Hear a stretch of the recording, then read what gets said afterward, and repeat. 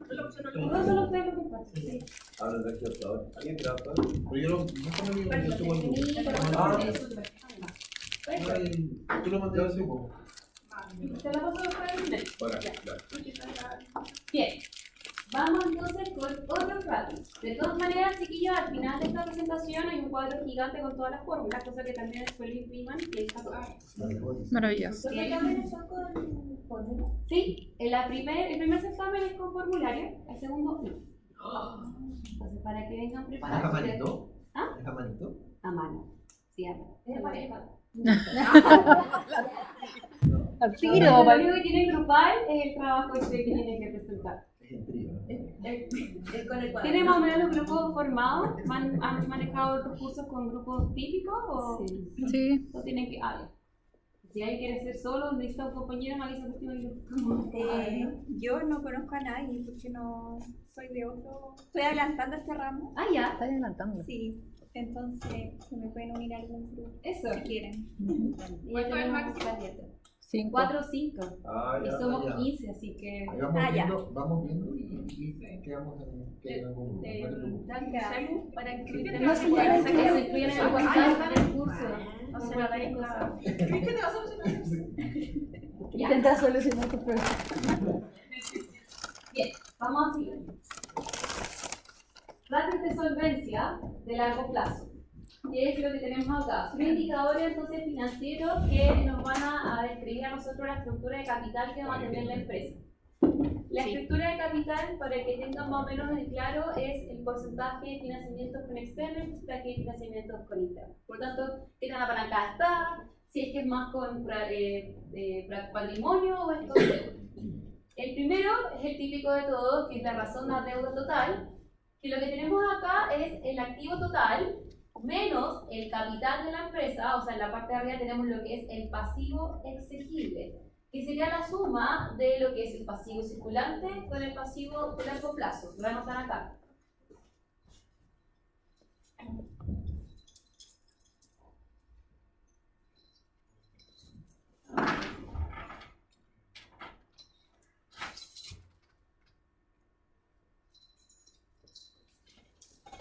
Porque la vamos a ver de aquí en adelante con ese nombre, para que tengan identidad. Pasivo exigible entonces es el pasivo de corto plazo, para los proveedores la deuda de corto plazo, y el pasivo de largo plazo, que sería el no corriente, tenemos entonces todo lo que es a más de un año. Por lo tanto, acá tenemos lo que es pasivo partido en activo total, es decir, ¿cuánto mi empresa está financiada por pasivos? ¿Qué porcentaje? En este caso, ¿en cuántas veces? El activo total, el pasivo, perdón, equivale a 0,28 veces lo que es, por ejemplo, el pasivo de la empresa.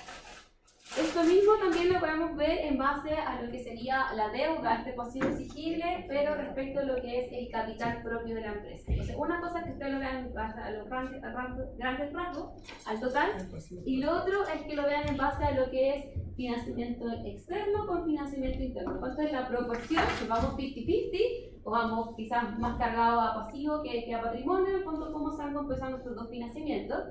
Y este indicador se le llama razón de deuda capital o leverage. No sé si le suena el nombre. Es leverage.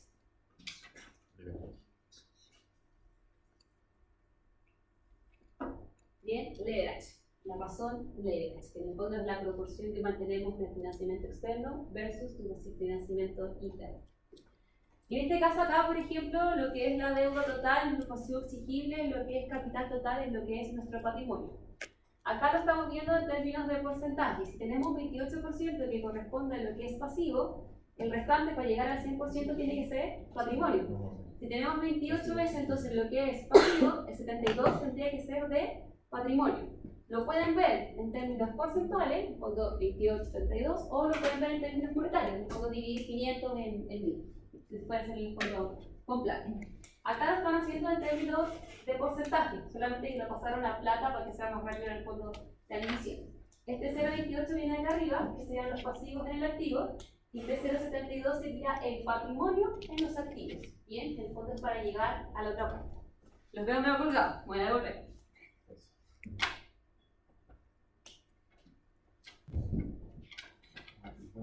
Bien, leverage.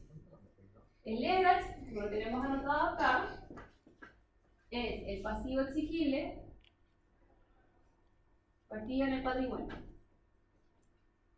Y en este caso sería la suma de lo que es el pasivo circulante o de corto plazo con la suma de lo que es el largo plazo. Eso es lo que tenemos aquí, sería nuestro pasivo exigible, como se dice acá. Lo de corto y lo de largo es nuestro pasivo exigible. Militante. Partido en nuestro patrimonio. Bien, lo pueden partir así en términos monetarios, o lo que pueden hacer es ver qué proporción es el pasivo respecto al total y qué proporción es el patrimonio respecto al total y dividir esas proporciones. Bien, se lo pueden hacer en términos porcentuales o lo pueden hacer en términos monetarios. A eso quería llegar. Si lo quieren hacer con una con la otra, no hay mucha diferencia. Pero si es que lo hacen en términos porcentuales, se ve más gráfico. Se ve que, por ejemplo, este pesa un 28% y que el otro pesa un 72%. Ya pueden decir al tiro que está más apalancada para un lado, que el fondo está financiada más con patrimonio que con financiamiento externo. ¿Bien? ¿Qué es lo que está acá? Bien, este 28 en este 72. Entonces, en este caso, la empresa mantiene un leverage de 0,39 veces. ¿Bien? ¿Qué significa eso? Que por cada peso que nosotros tenemos en patrimonio, por un peso en patrimonio, tenemos 0,39 en pasivo. Sería en el fondo la proporción de cómo se están financiando los pesos relativos que tiene nuestra empresa. Otro indicador que es importante es el multiplicador de capital. Y este traten de destacarlo porque esto nos va a servir para poder hablar en términos de rentabilidad. El multiplicador de capital se interpreta entonces en base a las oportunidades que le da a la empresa el tener deuda, generar una mayor rentabilidad. Normalmente es mucho más caro llegar a emitir acciones porque tenemos que buscar accionistas que compren la acción y se metan en esta empresa y llegar a un banco y decirle, oye banco, préstame no sé cuántas lucas. Bien, es mucho más rápido y yo le fondo con financiamiento externo. Por tanto, este multiplicador de capital va a evaluar esa capacidad de, si bien voy a abrir más deuda, esta deuda me está generando o no me está generando en el fondo rentabilidad. Este multiplicador de capital lo vamos a calcular de la siguiente forma. Activo total partido en el patrimonio.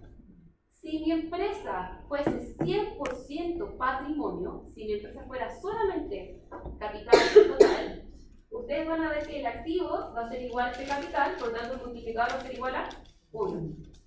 En la medida que la empresa tenga financiamiento externo, o sea, en el fondo tenga un pasivo exigible y tenga un patrimonio, el capital, el patrimonio, ya no va a ser igual al activo total, de hecho va a ser más chiquitito. Porque el activo total va a ser la suma de lo que es el pasivo exigible y lo que es el capital.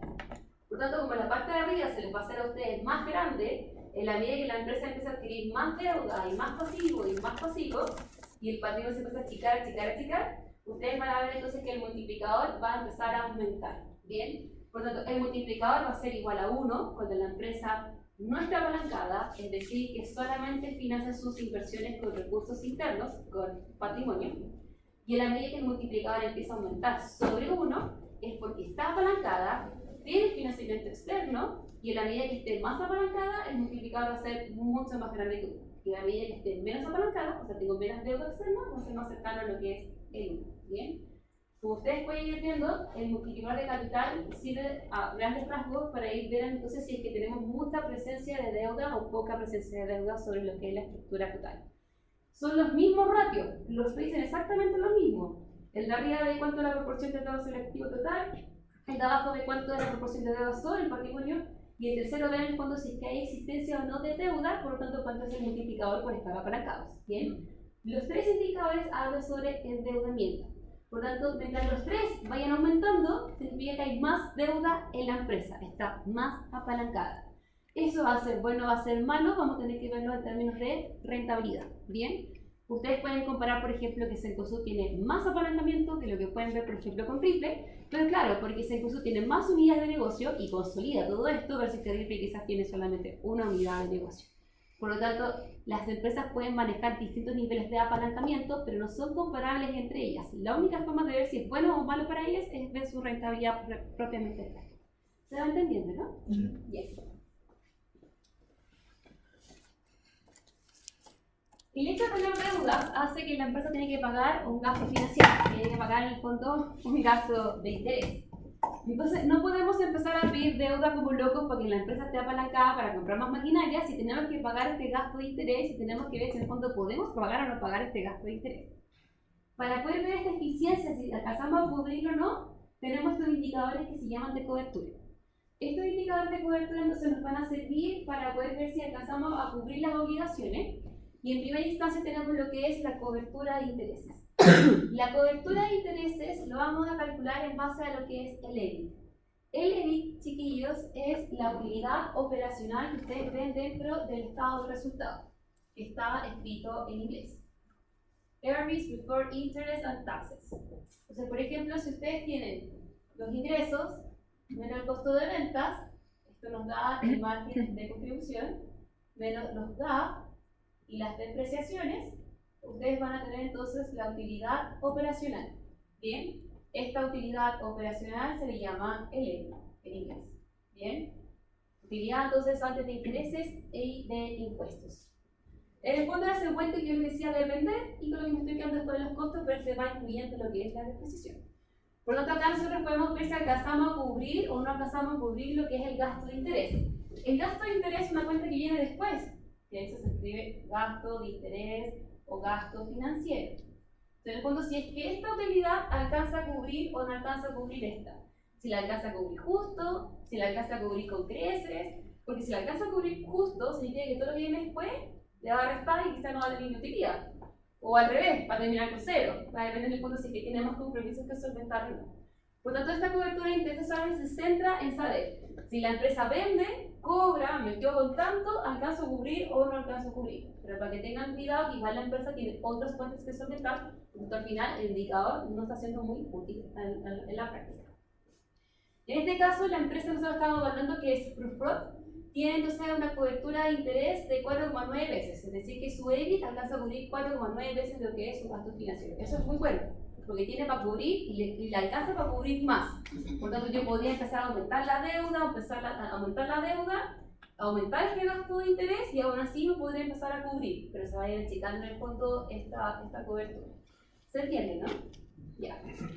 Como este EBIT, como les cuento yo, incluye lo que es la depreciación, ahora lo vamos a hacer en base a lo que es el EBITDA, ¿bien? Porque recuerden que el EBITDA le sacamos este gasto que es contable, no efectivo, y obviamente vamos a ver que va a alcanzar a cubrir en más veces, ¿bien? Dado que la depreciación al final nunca se hace. Entonces la cobertura de efectivo lo que hace es agarrar exactamente lo mismo de arriba, que es el gasto de interés, solamente que ahora lo vamos a hacer en base a lo que es el EBITDA. Y el EBITDA es el EBIT más lo que es el gasto de depreciación o amortización que nunca salió como caja de la empresa. Y por lo mismo alcanza a cubrir más, en este caso cubre 6,9 veces. ¿Cuál es el indicador que se ocupa de la realidad? Este. Bien, porque recuerden que al final la depreciación es el ajuste contable. Ahora, ¿qué otro indicador también se ve en el mercado? Es la razón de deuda financiera al EBITDA. ¿Cuánto tenemos nosotros comprometidos como deuda financiera sumando? Lo que es crédito de corto plazo, de largo plazo, leasing, bien, bancos, bonos u otros financiamientos como derivados que la empresa también podría tener. Todo lo que es deuda al final financiera y no proveedores, a eso quiero llegar. ¿Cuánto de esta suma esta deuda financiera respecto a tu EBITDA? ¿En cuántas veces alcanza a cubrir ese EBITDA? Obviamente, la deuda financiera que va a manejar la empresa va a ser gigante, porque lo más probable es que tiene que comprar plantas, terreno, una mina, el camino, etc.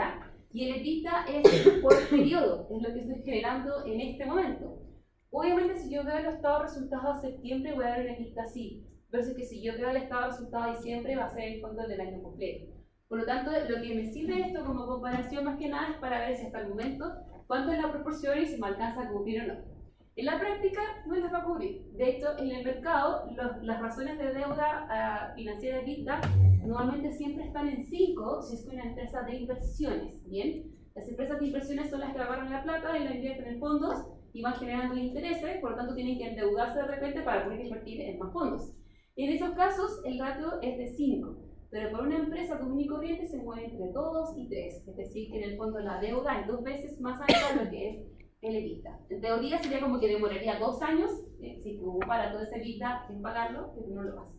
Más o menos como esos son los indicadores que se mueven. Entonces nos sirve a nosotros entonces para ver si nos comparamos con otros, si es que este endeudamiento que estamos llevando implica hablar de más compromiso o más peso al momento de responder, o de menos peso o menos compromiso. ¿Se va entendiendo, no? Bien. Perfecto.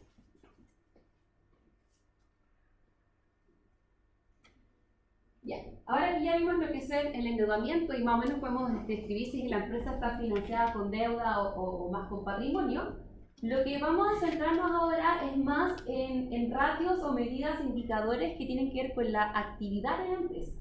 Y esto es muy de control de gestión, ¿bien? Día a día, viendo si las cuentas nos acompañan o no nos acompañan, viendo si me demoro más, por ejemplo, en cobrar o me demoro menos en cobrar, si eso afecta o no afecta a los números de la empresa.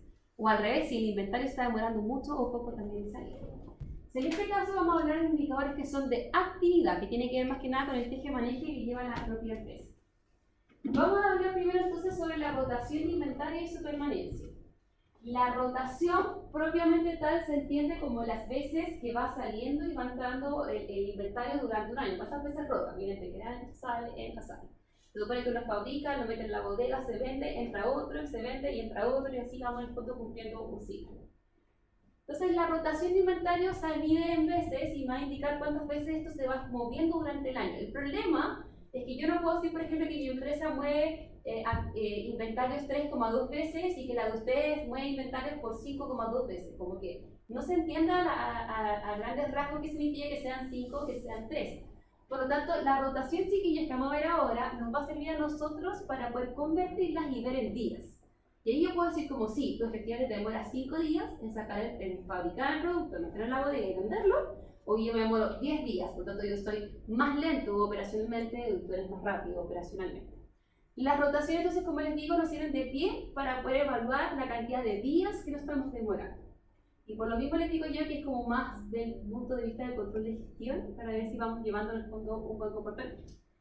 La rotación de inventario se calcula como el costo de venta de los bienes vendidos, que es el costo de venta que tenemos acá, partido del inventario, que es el costo de stock que está guardado en la bodega. 3,2 veces para los datos de esta empresa. Como les digo, 3,2 veces no me dice nada. Lo que vamos a hacer ahora es transformarlo en días. Y para transformarlo en días vamos a estar hablando de una permanencia. En este caso va a ser 365 siempre. Partido de lo que es la rotación, me va a dar la cantidad de días que yo me demoro entonces en vender ese producto que está guardado en la bodega. Y en este caso me estoy demorando 114 días. ¿Es mucho? ¿Es poco? No lo sé. Me tendría que comparar con otra competidor del mismo rubro que venda exactamente lo mismo que yo para decir que de los dólares cuánto es más rápido o es más lento. El problema de ir acumulando stock es que, claro, si llega a haber un shock de demanda, yo puedo responder, pero si es que no, se empieza a generar merma y por lo tanto eso es dinero que voy perdiendo en el tiempo. En este caso, los 3,2 se vuelven en 114. Entonces, ¿cuál es el parámetro?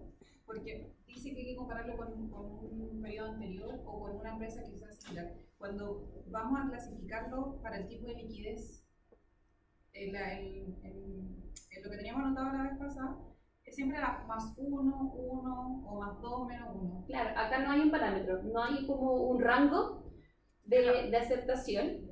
La única forma es que tú te compares con los otros para ver si estás más alto o más bajo. Pero cuando, entonces ese 3.2 que dice que no dice nada. No dice nada al final. Claro, tienes que tú transformarlo en días y esos días. Pero en el caso de la entidad bancaria, cuando dice, ok, entonces tu liquidez es adecuada, ¿contra qué lo comparan? Para poder decir con un periodo anterior. Siempre con un periodo anterior. Sí, con un de periodo la misma anterior. empresa. Exacto. Acá, como lo estamos viendo en términos operacionales, para poder compararte tienes que ver a tus competidores, viendo si el fondo de al lado lo está haciendo más rápido que tú, porque este va a estar en el fondo agarrando más venta o menos venta. Te va a quitar como cuota de mercado. O sea, en términos de actividad, nosotros tenemos que siempre comparar con alguien. Y al final el 3,2 no dice nada y el 114 por sí solo tampoco dice nada. Siempre hay que compararse con alguien para ver si vamos mejor o vamos peor. Lo que dices tú en términos de liquidez aplica, pero acá ya en actividad no. Y el endeudamiento tampoco. El endeudamiento, por ejemplo, si ustedes mantienen un leverage de 0,5, tampoco es bueno ni malo. Tenemos que compararnos con otra empresa para ver si la otra empresa va mejor, si sus rentabilidades con ese leverage están yendo mejor o peor. O sea, al final es muy incierto. Todo como que depende de un tipo de comparación para ver si vamos mejor o vamos peor. Bien. Otra actividad son las cuentas por cobrar, que aquí vamos a ver entonces la gestión de cobranza. En el fondo, cada cuánto estamos llamando para que podamos cobrar y esto se genera en el fondo efectivo. Aquí vamos a agarrar entonces las cuentas por cobrar, que son los clientes. Vamos a tener las ventas en estas cuentas por cobrar. Para este ejercicio nos está dando 12,3 veces, de nuevo, 12,3 veces gira durante el año, no entiendo qué es eso, es más o menos. Por lo mismo lo que vamos a hacer es pasarlo a días, y si lo pasamos a días son 30 días. O sea, cada 30 días yo estoy cobrando y me están pagando. Bueno o malo, yo creo que es súper bueno. Porque de hecho las condiciones de pago son 30, 60, 90 y si cada 30 días me están pagando, súper bien. Esto mismo también lo pueden ver con las cuentas por pagar.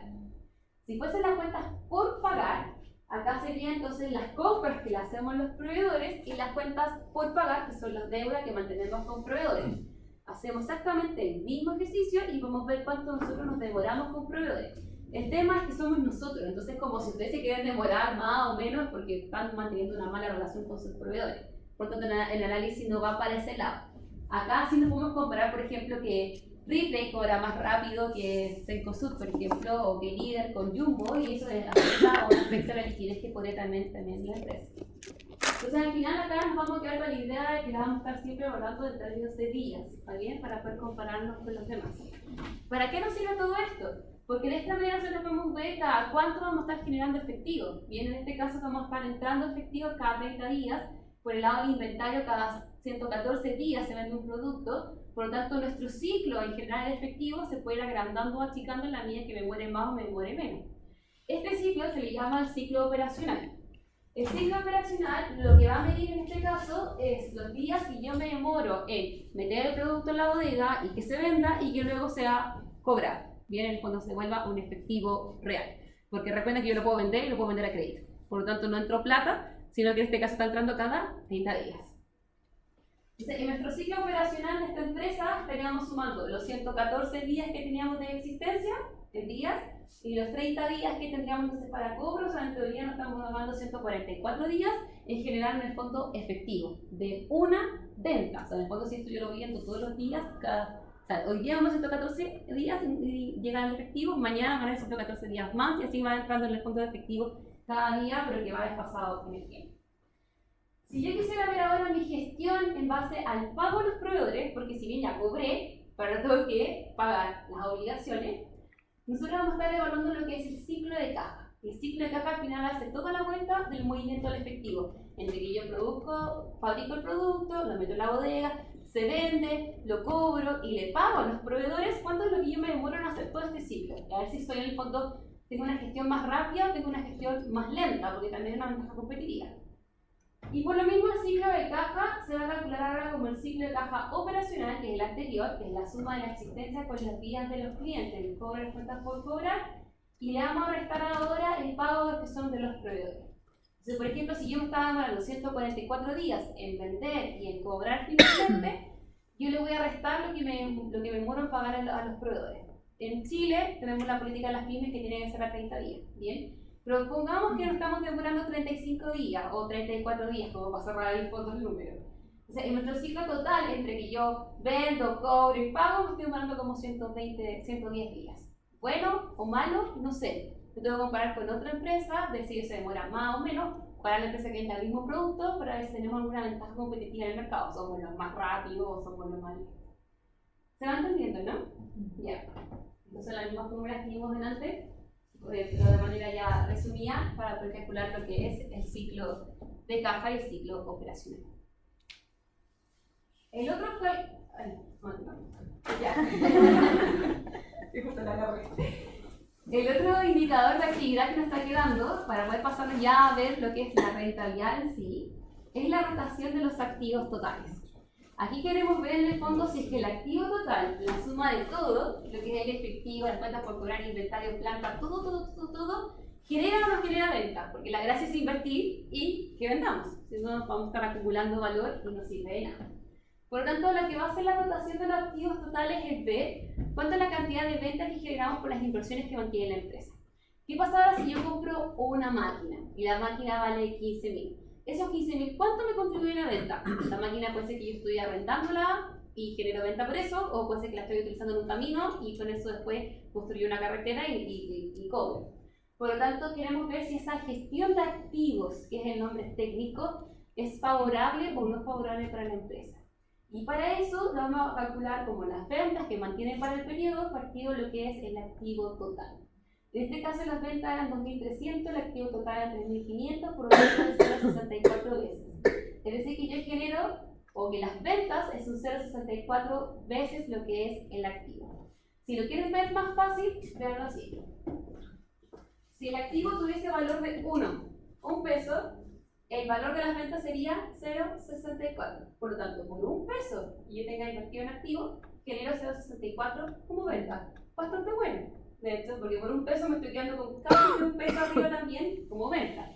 Pero eso es muy arbitrario porque va a depender si es que mi activo total está creciendo porque tengo más efectivo o está creciendo porque tengo más activo fijo también. Entonces, ahí tenemos que ir desglosando también cómo está compuesto el mismo activo. La gracia de esta rotación de activos es que ojalá sea bien parecida a 1. En el fondo, por cada peso que yo tengo invertido en activo, por lo menos me genera 1 peso como venta, para que sea una buena gestión, para que yo esté invirtiendo y generando ventas. Si yo veo que esta rotación va disminuyendo en el tiempo, significa que mis activos están aumentando, que puede ser, por ejemplo, porque los clientes no me están pagando, pero yo no estoy generando ventas, por lo tanto no alcanzo a solventar un ciclo, no alcanzo a generar una liquidez suficiente y eso puede también a contribuir a que todos los indicadores que vimos antes estén malos. Por lo tanto, si esta rotación viene buena, bien parecida a 1, que es lo que se espera que sea, nuevamente todos los indicadores también van a estar buenos, bien saludable una empresa. Ahí tienes un parámetro, como cercano a 1. En la práctica, es poco probable que ustedes inviertan en una máquina y que valga 15.000 y que vendan 15.000 como venta. Sería fantástico, la cubro el tiro. Pero por lo mismo tratemos de que en el fondo veamos empresas que se vayan comportando con una rotación que sea muy bien cercana a 1. ¿Ya? En la práctica, chiquillas, las empresas están como 0,68, 0,70, 0,80, más o menos como los indicadores que se mueven en promedio para los competidores. Ya. Bien, nos queda rentabilidad y nos queda después en ratios de mercado, pero ahí vamos a alcanzar a ver lo que alcancemos hasta 10 para las 10. ¿Tienen que tomar micro? ¿Alguien? 45. Un cuarto. Ya, perfecto. Sí. Porque la micro después no pasa. Sí. Bien, rentabilidad. Para poder hablar de la rentabilidad, lo que estamos viendo acá entonces es ver si al final las inversiones generan o no generan valor para la empresa. Y la rentabilidad a grandes rasgos nos va a decir, va a quedar algo de ganancia para el inversionista finalmente. Recuerden que todas las decisiones se basan en lo del inversionista. Para poder hablar de medidas de rentabilidad, primero vamos a hablar de los márgenes. Los márgenes son las proporciones que me estoy quedando en términos de efectivo respecto a las ventas y lo que yo voy solventando. Y estos márgenes que están acá nos van a servir a nosotros para poder calcular las rentabilidades, que va a ser el famoso ROA y el famoso ROE. ¿Les suenan los nombres? Perfecto. Tenemos el margen bruto, que son los ingresos menos el costo de venta, por lo tanto lo que es el margen de contribución respecto a la venta. Listo, es un porcentaje. Y lo más probable es que sea alto porque el costo no va a ser algo tan cercano al 100%. Luego vemos acá lo que es el margen operacional, y el margen operacional sería ahora agarrar la utilidad operacional en las ventas. ¿Bien? ¿Qué va a ser de hecho? Más chiquitito, porque le tengo que solventar otros costos que están entre medio.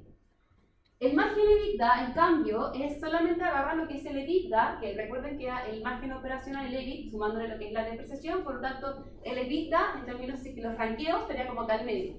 Tengo margen bruto, margen EBITDA y margen operacional.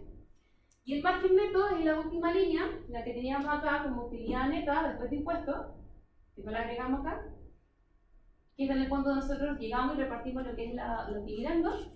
Y obviamente esto va a ser más chiquitito porque tenemos más obligaciones, incluido lo que es el impuesto que es solventar. Quédense con esa idea de los márgenes, porque ahora para poder calcular las rentabilidades vamos a utilizarlos a ellos. Y de hecho, en definitiva, nos vamos a centrar en la última línea, que es cuánto en el fondo la empresa está quedando de efectivo después de haber sustentado todas sus obligaciones. Bien, tenemos el famoso ROA y el famoso ROE. El ROA mide la rentabilidad sobre las inversiones, la rentabilidad sobre los activos. Por lo tanto, ahí estamos viendo si con la utilidad que tenemos, cuánto representa sobre las inversiones totales que tiene la empresa. El rendimiento de los activos, como está acá, es la utilidad neta partida de los activos, por tanto acá es un 10%. Ese 10% es bueno, es malo, no lo sé, no lo puedo comparar con un año previo para saber si hemos tenido un mejor desempeño en términos de rentabilidad de los activos o un peor desempeño en términos de rentabilidad de los activos. Fíjense que dije desempeño. Desempeño es sinónimo de hablar de rentabilidad, por si acaso. Para poder hablar en términos del capital y ver si en el fondo lo está generando o no está generando valor y rentabilidad para los accionistas, acá tenemos lo que es la utilidad neta partida en el capital total. ¿Bien? El capital, recuerden que es más chiquitito que el activo total, porque tenemos deuda y tenemos lo que es patrimonio, por lo tanto este va a ser menor. Y por lo mismo, como es menor y en la misma utilidad, fíjense que acá el indicador da mayor rentabilidad. Es decir, que para la empresa le está quedando un 10%, pero para el accionista le está quedando un 14%. ¿Por qué le está quedando un 14%? Porque ellos aportaron un poco menos en base a lo que es la inversión total. Recuerden que la inversión total se puede dividir en algo como deuda y en algo como de patrimonio. Bueno o malo, no lo sé. De nuevo, tenemos que comparar para poder ver en la industria o un año previo para poder posicionarnos si vamos mejor o vamos peor. Ahora, para poder ver si la rentabilidad ha aumentado o disminuido durante el periodo, tenemos que ver qué fue lo que pasó en la empresa que explicara que esta utilidad ha aumentado o ha disminuido entre los periodos. Para ir viendo en el fondo los factores que explican que esto haya aumentado o disminuido, vamos a utilizar la identidad DuPont, que este es un economista que se le ocurrió desglosar la fórmula y que ahora la rentabilidad se calcula de manera por factores para poder echarle en el fondo la culpa a algún factor que haya variado durante los periodos. Y la identidad DuPont lo que hace en el fondo es agarrar la fórmula y desglosarla en distintos factores y así en el fondo podemos ver qué varió más o qué varió menos. El rendimiento sobre el capital es el ROE, ¿bien? Porque está descontado en lo que es el capital o el patrimonio de la empresa. Para poder hacerlo por esta identidad DuPont, lo que vamos a hacer es desglosarlo en tres partes. La utilidad neta y el capital total se va a desglosar en la utilidad neta, el capital total, se multiplica por los activos y nos va a quedar la utilidad neta de los activos y los activos en el capital total. ¿Se dan cuenta? Si yo multiplico los activos me queda la misma utilidad. ¿Por qué hago esto? Porque la utilidad neta partido en los activos es el ROA. Bien, el ROA, como lo vimos antes, en la presentación anterior, es la utilidad neta en los activos. Entonces lo que estamos haciendo acá es desglosar la fórmula del ROE para dejarlo explicados en lo que obtiene como rentabilidad la empresa y lo que serían los activos en el capital, que ese ratio que está acá lo vimos antes y se le llama el multiplicador de capital. Bien, ¿cuántos mis activos tiene la empresa? ¿Cuántos están financiados por patrimonio? Recuerden que si la empresa está sin deuda y es 100% patrimonio, esto va a ser igual a 1, pero si está con deuda, esto va a ser muy chiquitito, por tanto el multiplicador va a ir aumentando. Por lo tanto, el ROE, la rentabilidad de los accionistas, depende de lo que obtenga la empresa y cómo está apalancada esta empresa. ¿Tiene más deuda o tiene menos deuda? Bien, por lo tanto, al final nuestro ROE queda expresado como dice acá. ROA por el multiplicador de capital. Se los dejo así porque la ayudantía les va a pasar, le va a decir, ¿cuánto es la rentabilidad que tiene esta empresa si el ROA es tanto y el multiplicador es tanto? Y ustedes van a decir como chuta, si el ROE se calcula como utilidad partido en el patrimonio, que no tengo ninguna de esas cuentas. Entonces, para que vean que también se pueden ir desglosando. De esta manera, yo puedo comparar dos ROE. Puedo hacer esto mismo y decir, ok, el ROE del año 1 tenía tal ROA y tal multiplicador, y el ROE del año 2 tenía tal ROA y tal multiplicador. ¿Qué pasó? El ROA aumentó más, el multiplicador aumentó más, ¿qué hizo en el fondo que variara la rentabilidad de un año a otro? Estoy desglosándola para poder echarle la culpa a alguien para que explique en el fondo que la rentabilidad aumentó o disminuyó. ¿Se va entendiendo, no? De todas maneras, estos chiquillos, cuando tengamos la ayudantía, quedar mucho más claro con los números, al final lo podemos ver. Otra forma también de cómo calcular este ROE es por medio de estos tres factores que al final explican exactamente lo mismo. La utilidad neta en las ventas es el margen neto de la última línea del estado de resultados respecto a las ventas. Las ventas en los activos es la rotación de los activos que vimos hace 2 días por atrás. Que veíamos en el fondo si invertíamos una máquina por 15.000, ¿cuántos generábamos de venta? Ok, queremos ver acá si los activos generan o no generan venta. Y los activos en el capital es el multiplicador que vimos recién. De esta manera, que está desglosada entonces aquí en este cuadrado, podemos ver si el ROE viene aumentando porque aumentó el margen neto, porque aumentó la rotación, o porque aumentó el apalancamiento, o porque aumentó este disminuyó y el otro aumentó. Bien, de esta manera en el fondo podemos ir desglosando qué fue lo que explica que la empresa tenga mayor rentabilidad o menor rentabilidad. Entonces veamos, ahí tenemos números, para que se entienda un poco más la cosa. Me voy atrás para poder leerlos.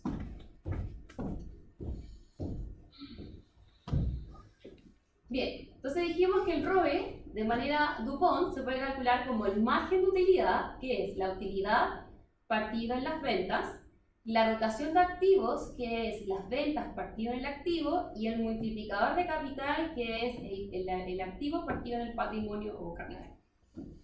Tenemos el de Yahoo y tenemos el de Google. Tenemos el de Yahoo para 3 años hacia atrás y tenemos el de Google con Yahoo pues solamente para el año 2007.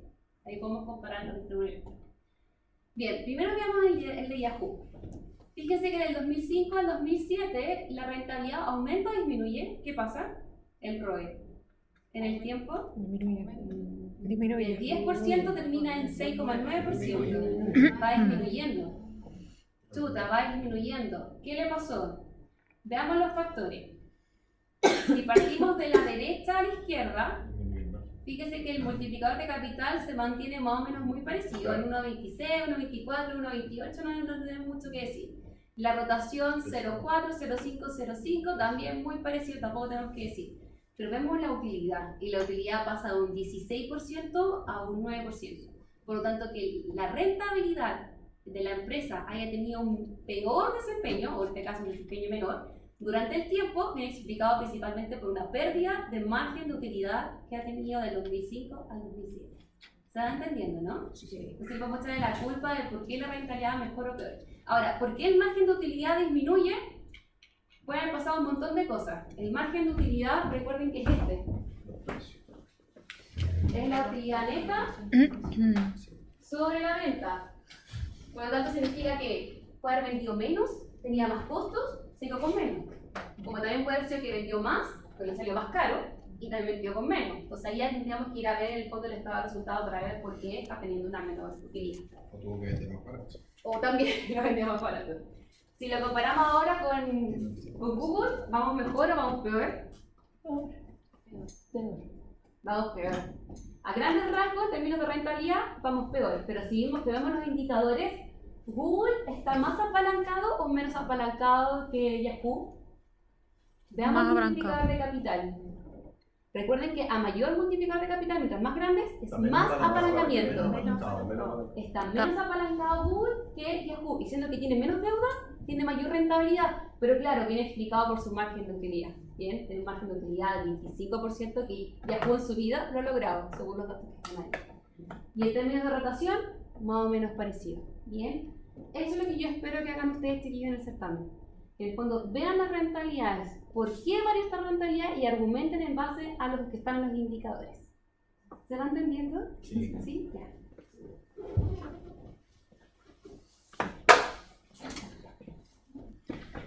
Bien, hay una variante de rentabilidad que se le llama el ROA operacional.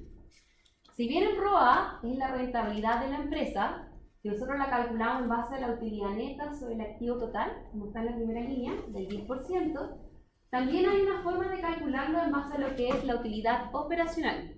Si bien es para la empresa, deberíamos quedarnos con lo que le importa a la empresa, con lo que genera la empresa. Y lo que genera la empresa es de la utilidad operacional hacia arriba. Todo lo que está en la utilidad operacional hacia abajo es cómo está financiada. Por lo tanto, esta rentabilidad, que es una variante en el fondo, la vamos a calcular para poder ver en el fondo una comparación, ahora en base a lo que es la utilidad de impuestos e intereses, que es la utilidad operacional que está ahí, que en inglés es el EBIT, se dan cuenta que tiene varios nombres, para que también vayan anotando por el lado, sobre lo que es el activo total. Fíjense acá que la utilidad neta son 363, perdón, el activo total son 3.500, acá la utilidad operacional son 691 sobre los mismos 3.500. Por lo tanto, ustedes van a observar acá que la rentabilidad operacional, medido como ROA operacional, va a ser siempre mayor que el ROA que estamos viendo por el método DuPont. Y es netamente porque estamos fijándonos acá en ver si es que el negocio renta por lo que es, a lo que se dedica a hacer. En el fondo, por haber vendido las pelotas de tenis, por haber solventado las pelotas de tenis, solamente por hacer las pelotas de tenis, ¿renta o no renta? Porque puede pasar en algunos estados financieros, donde ustedes pueden observar acá el estado de resultados, que aquí me pueden sumar, por ejemplo, cuentas como intereses ganados. Y los intereses ganados son enormes, son quizás más grandes que la venta, porque tengo unos depósitos que lo hice súper bien y han rentado un montón.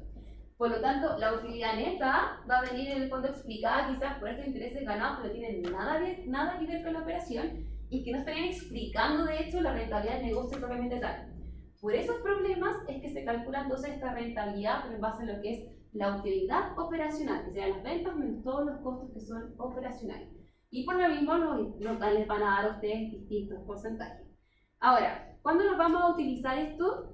Cuando exista poca diferencia, como pasa por arriba, entre lo que es el ROA neto, el ROA acá calculado como la utilidad neta, partido del activo total, y el ROE, que es la rentabilidad respecto al patrimonio. Fíjense que acá la diferencia es de 4%, es bastante pequeña. O sea, como para ahondar un poco más y ver en el fondo cuánto realmente fue, se calcula entonces lo que es la rentabilidad operacional. Bien, si ustedes quieren quedarse con las tres, calculen las tres y es mucho mejor, porque así en el fondo pueden explicar distintas cosas por distintos lados. Si no se quedan con las dos de arriba, por ahí tienen que tener cuidado, porque se parecen mucho, van a tener que en el fondo irse a una tercera. ¿Ya? Pero es por esos casos, en el fondo, para poder ver el excedente que nos estaría quedando en base a la generación propiamente tal. ¿Dudas hasta el momento? No. Nos quedan 4 diapos. Justo por eso. Ya. Lo que viene a continuación, 3, porque la última es formulario.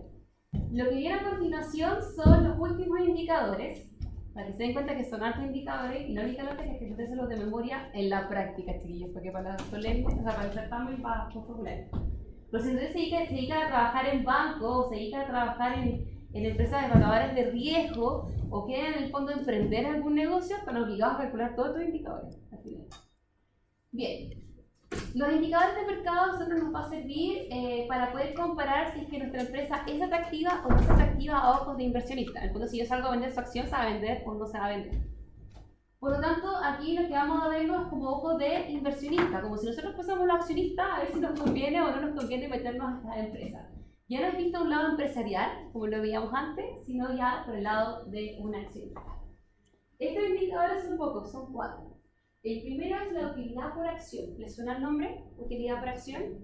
La utilidad por acción en el fondo es agarrar la utilidad neta que está acá y dividirlo en el número de acciones que tiene la empresa. Si por ejemplo el capital es 1.000.000 y son 1.000 acciones, yo lo que voy a hacer acá es dividir por 1.000, que es la cantidad de acciones, para ver cuánto de utilidad le corresponde a cada acción. Entonces, si yo tengo una acción, ¿cuánto yo estaría recibiendo de utilidad por acción? Ese es el famoso UPA o BPA. ¿Para qué nos sirve eso? Porque así yo, por ejemplo, puedo ver la utilidad que tiene Cencosud, lo divido en número de acciones y puedo ver en teoría cuánto le podría pagar a cada uno de los accionistas si es que repartiera toda esta utilidad como dividendo, cosa que no lo va a hacer. Pero más o menos tengo como un parámetro. Y lo podría hacer con triple, lo podría hacer con Paladera, lo podría hacer con Plaza, etcétera, para ver en el fondo cuál de ellas está pagando más. Por lo mismo, si es que yo veo utilidades por acciones, UPAs que son altos, es atractivo invertir en esa empresa. ¿Bien? Si es que llegara a repartir toda su utilidad, yo tendría en el fondo muchas lucas por esa acción. Si yo veo UPAs que son bajos, no es atractivo. El problema acá es que si es atractivo, implica mayores oportunidades de crecimiento para la empresa, porque van a haber más inversionistas dispuestos a comprar su acción. Por eso, si hay más inversionistas dispuestos a comprar su acción, más lucas van a entrar para la empresa. En el caso de que ustedes quieren llegar a invertir, van a haber un montón de accionistas esperando para poder comprarla. Por tanto, eso implica buenas oportunidades de crecimiento al final. Si es que ustedes tienen menos atractivo, significa que en el fondo van a haber menos gente. También que habla eso, que el valor de la acción puede en el fondo aumentar mucho en el tiempo si tienes altas oportunidades de crecimiento y va a disminuir mucho si tienen pocas oportunidades de crecimiento. Y eso es lo que pasa en el mercado. Si ustedes se meten en la bolsa, ustedes van a ver que todas las acciones van para abajo, o van así, pero todas van como en tendencia a la baja. Porque en este momento no es muy atractivo invertir, nadie está repartiendo utilidades, nadie está invirtiendo en grandes proyectos, no hay inversión como sustentable, entonces al final, ¿quién va a querer en el fondo estar invirtiendo con los UPAs que estamos viendo acá? Y ahí es cuando los inversionistas locales empiezan a mirar acciones extranjeras para ver si los UPAs de otros países pagan más o pagan menos. O sea, al final el tema de tomar la decisión de invertir o no, como inversionistas, como nosotros accionistas de una empresa, va por el lado entonces los indicadores de mercado, en este caso por lo que es el UPA. ¿Se va entendiendo, no? Ya. Ahora, precio-utilidad, PER, que tenemos ahí, que es el Price Earnings Ratio en inglés, mide la cantidad de inversionistas que están dispuestos a pagar por cada dólar que ustedes obtengan de utilidad por acción. Entonces se calcula como el precio que está de cotización en el mercado, googleo, pongo precio de Cencosud en la bolsa, 1000, por ejemplo. ¿Ok? 1000, pero partido en lo que es la utilidad por acción. En el fondo es a cuánto se vende por afuera y cuánto yo podría recibir en teoría por adentro. ¿Bien? En este caso, por afuera, paga 8 veces de lo que paga por adentro. Bastante atractivo, significa que el precio de la acción está bastante alto, es decir, que si yo lo compro el día de mañana lo podría vender más caro. También es atractivo, también son oportunidades de crecimiento, porque puedo hacer este juego de rentabilidad viéndolo visto de un punto de inversión. Si yo veo razones PER bajas, por ejemplo, no sé, de 1, significa que a lo que se vende en el mercado es lo que reparte en teoría de utilidad por adentro. No tiene ni una gracia, sería como estar comprándolo a precio justo, a precio equilibrio. Y la gracia es que si nosotros somos inversionistas tenemos siempre que generar algo, por lo tanto tenemos que buscar ratios que sean altos, en este caso. Altos que implican oportunidad de crecimiento y también implican más ganancias para la empresa. ¿Se va entendiendo, no? Bien. Ahora, ojo. ¿Qué pasa si nosotros observamos, vamos a ponerlo extremista, vamos a calcular el PER de una empresa que está en China y el PER de una empresa que está en Estados Unidos? China es un país que viene con alto crecimiento versus que Estados Unidos viene con alta inflación. Por lo tanto, ustedes van a ver en Estados Unidos quizás precios muy altos, pero son precios que vienen afectados por los propios mercados que están manejando con alta inflación.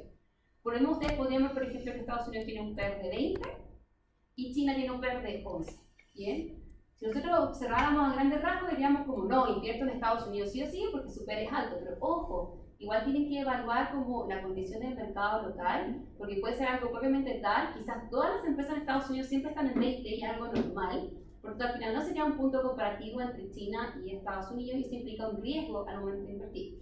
Entonces, si bien vamos a escoger PER que son altos, pero también comparen, vean cómo están los otros, vean cómo están los mercados. ¿Es algo incidente del momento? Puede ser que justo en este momento repartieron, por ejemplo, los retiros de la AFP y está todo caro, o justo en este momento cambiaron la política monetaria, entonces también para que vayan un poquito más allá al momento de invertir.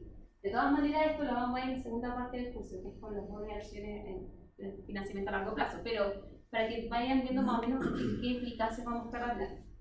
Ahora, para ver si la acción se vende cara, se vende barata, porque claro, nosotros vamos a ver un PER quizás que va a ser altísimo, 20 veces, significa que paga 20 veces más de lo que tiene como utilidad, pero eso puede implicar hablar de un precio que está hiperinflado, ¿bien? O quizás una utilidad que es muy chiquitita y una utilidad estacional, que está chiquitita. Entonces aquí lo que vamos a hacer es ir a comparar y ver la diferencia entre los valores bolsa y libro que manejan esta empresa particular que transa bolsa. Aquí lo que vamos a comparar es el valor de cotización que tiene el mercado, lo que yo busco en Google, precio 1000 por ejemplo Cencosud, y el precio a valor libro. El precio a valor libro que tiene la acción es el precio que le da el balance. Si ustedes agarran el patrimonio que tiene la empresa, como patrimonio, como monto, y lo dividen en el número de acciones, lo que ustedes van a estar obteniendo ahí va a ser el precio a valor contable que tiene esta acción. Lo otro es un precio de cotización que da la bolsa, que depende si es que el mercado va bien, si el mercado va mal, si es que más acción está comprando, menos acción está comprando, si es que esta acción sube o baja en el tiempo. Por lo tanto, ustedes van a ver que los precios van a diferir, porque uno es el valor contable, lo que vale a valor libro, porque tengo máquinas, porque tengo un montón de inversiones, y lo otro es cómo se valoriza en el mercado. ¿Bien? Y por lo tanto, ustedes pueden ver que quizás el valor del mercado es más alto o es más bajo, y por lo tanto, la razón nos puede dar quizás más grande o más chica. Si, por ejemplo, lo calculáramos acá, el valor de mercado de esta acción, ellos asumen que es de 88, que es lo que se cotiza en ese momento en la bolsa. Para calcular el valor libro, agarran lo que era el patrimonio, que eran 2.500, lo dividen en el número de acciones, me imagino que en alguna parte tienen que haber dicho cuánto es el número de acciones, y le da 78. Por lo tanto, en el mercado se vende 88, a valor libro vale 78. Significa que en el mercado se vende más caro de lo que sería su precio en equilibrio. Pero es normal, son 10 de diferencia, no es tanto. Pero ustedes podrían ver mercados que están con hiperinflación, donde ese valor puede ser 500.000 y su valor a valor libro son 78. O sea, para que también tengan cuidado. En la pandemia pasaron muchas cosas. En Estados Unidos hubo una acción en particular que se llama GameStop. Era una empresa tipo Blockbuster que se dedicaba a arrendar videojuegos para el Play y para el Nintendo. Y ya estaba más que quebrada porque ahora todo internet, etc. Y lo que hicieron ahí en Estados Unidos fue que un grupo de inversionistas jóvenes, 30 gallos, se pusieron de acuerdo y todos fueron el mismo día a comprar la acción. Y la acción estaba más que quebrada y el precio aumentó, pero era una empresa que estaba muerta. Por lo tanto, ahí ustedes podrían ver que la razón acá sería que al día de hoy, por ejemplo, es 1.12 y pero mañana es 10 veces. Bien, también para que vayan evaluando qué es lo que pasó. Hubo una externalidad positiva, negativa, una noticia falsa, una especulación, bueno, nunca sabe. Y al final rompió en el mercado. Fueron a comprar las acciones, subió el precio porque había en el fondo mayor demanda. Habían inversionistas que habían comprado las acciones a un juego, $1, por ejemplo, con compromiso de venta futuro a valor de $1. Y ahora la acción costaba 1.000. Por lo tanto, aquellos que estaban antes, ellos se los cagaron, porque al final tenían estos compromisos vigentes. Son maneras de quebrar el mercado, súper complicado hacerlas, pero al final terminan pasando, ¿bien? Y esos indicadores también nos pueden ir como dando aviso de lo que está pasando. La capitalización del mercado, chiquillos, que tenemos acá es más que nada asignarle un valor de patrimonio bursátil que podría tener la empresa. Nosotros vemos dentro del balance el patrimonio contable, que era la suma de lo que son las acciones, las utilidades y si es que hay superávit por la valorización de las acciones. La capitalización del mercado bursátil es asignarle en el fondo al patrimonio un valor de mercado. Por tanto, en vez de estar calculando su valor contable, vamos a reemplazar con el valor que está en el mercado para ver cómo quedaría el valor del patrimonio. ¿Bien? Si el patrimonio, por ejemplo, acá eran 2.500 en 33 acciones, ¿qué pasa si ahora yo calculara el valor de la acción, no 78, sino 88? ¿Cuánto sería el valor del patrimonio? ¿Bien? Esa es una capitalización bursátil. Si es que me altera entonces ahí dentro de mi balance, significa que ahora mi activo total tiene que valer exactamente lo mismo. O sea, en el fondo, el valor de la empresa aumenta de valor porque estoy calculando un patrimonio actualizado a valor de mercado. Bueno o malo, bueno, al momento si ustedes quieren vender la empresa en este momento, eso es lo que vale. Malo si que quieren ver el desempeño porque un día va a valer 1, después va a valer 2, después va a valer 3 o va a valer 5. Entonces, al final no tendría ninguna tendencia que marcara en la práctica algo. A valor de mercado estaría costando 2.900.